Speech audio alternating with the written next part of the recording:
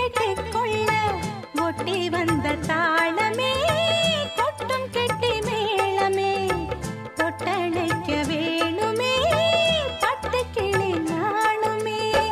காட்டுக்குயில் பாட்டு சொல்ல வீட்டு கிளி கேட்டுக்கொள்ள ஒட்டி வந்த தாளமே கொட்டும் கெட்டி மேளமே தொட்டணைக்க வேணுமே பட்டு கிளி நாணுமே.